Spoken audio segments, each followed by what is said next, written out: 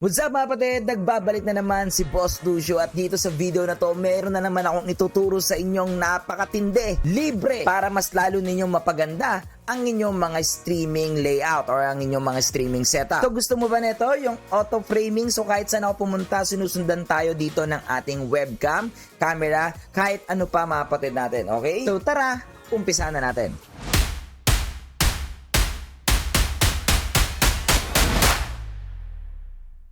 So patuloy ko pa rin pinopromote sa inyo ang ating small clothing line. This is the Unrated Project.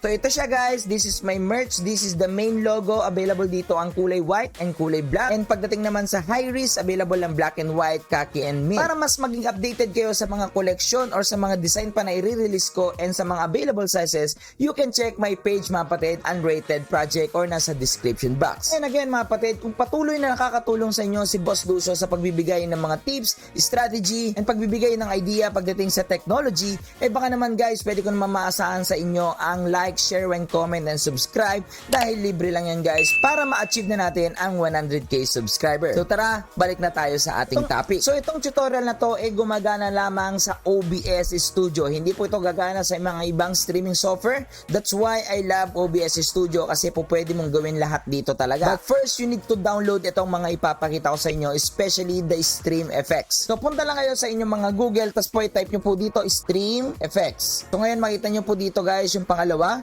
Stream Effects. Make sure na ito'y updated. Ang latest ngayon is 0.11.1.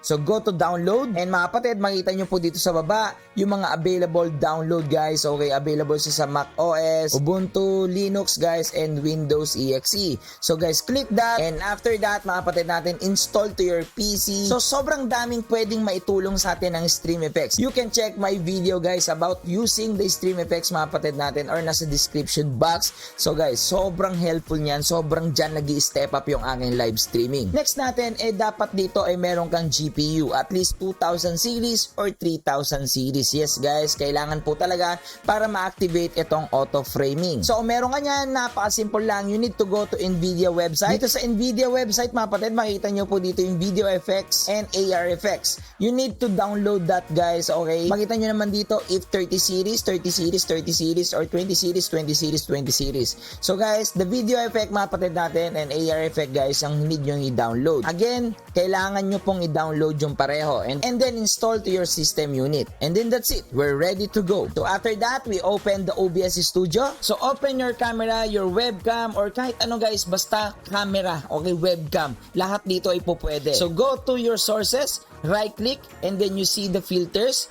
And then ngayon, effect filters, click add, and makikita nyo po itong auto framing. Kung hindi mo nakita yung auto framing na yan kahit na-install mo na yung Stream Effects, ibig sabihin guys, hindi mo din-download or in-install yung NVIDIA Video Effects na pinapa-download ko kanina. Dahil po mga kapatid, yun po yung mag-activate para ma-on yung features na yan. And po pwede dito kahit ordinaryong webcam, kahit low-end webcam, budget webcam, lahat ay po pwede dito. Once you click the auto framing guys, click OK, and that's it.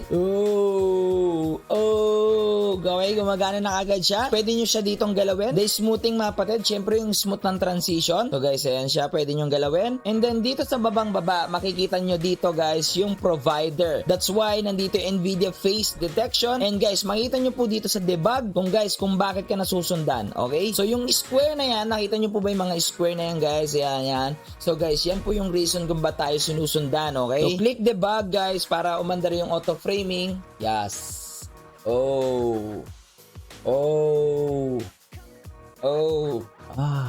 Yun lang guys, medyo nababalo siya pag medyo lalapitan mo, pero pwede nating i-edit yan dito sa settings niya. Pwede natin palitan yung smoothing o yung prediction. So sa prediction pwede nating taasan, ayan guys, ay bawasan.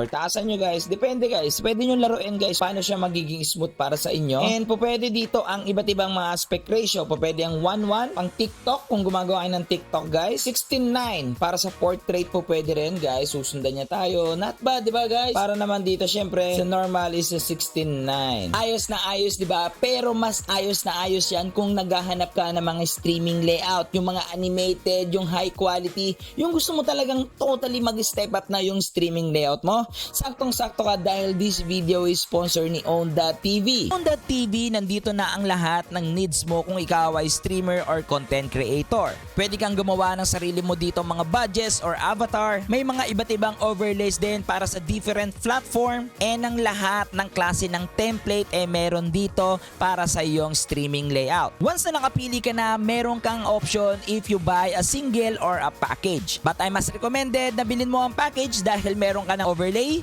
stream alerts like followers, donations, new subscriber, and etc. At syempre nandito rin ang webcam overlay at napakarami pa. So ang lahat ng ito, it's all animated and high quality. So sobrang angas, di ba? Napakadali lang pumunta dyan guys. You can check my link, mapatid na nasa description box or nasa screen www.own.gg/boss_lucio. At meron tayo dyang code na 50% off guys once you use the code Lucio. So guys, nakatipid ka na, gumanda pa ang iyong streaming setup. So yon ang ating tutorial para sa video na to. I hope mga kapatid nakatulong yan sa inyo, and that's the major update ngayon ng stream effects ng ating OBS Studio. So guys, punta lang muna tayo dito sa aking verdict kung ano yung aking masasabi para sa good netong method na to. Una, syempre mga kapatid natin, nakakatuwa yan para sa ating mga audience. Nakakatuwa kasi mga kapatid, may variation na naman na nabago sa iyong streaming setup. At syempre mga kapatid, sino ba hindi mabibilib kung sinusundan ka ng camera mo? Yung tipong meron kang cameraman. So syempre guys, as a viewers,